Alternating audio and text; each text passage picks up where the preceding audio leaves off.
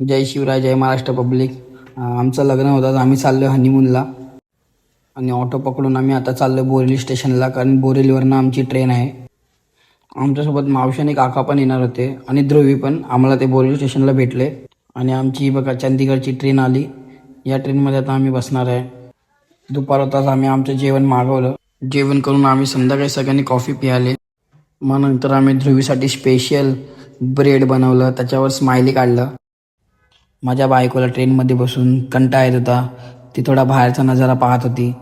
दुसऱ्या दिवशी सकाळी उठून मी आणि माझी बायको थोडा बाहेरच्या नजाराची मजा घेत होतो. मग दुसऱ्या दिवशी फायनली आम्ही दुपारी 3 वाजता चंदीगड स्टेशनला पोचलो.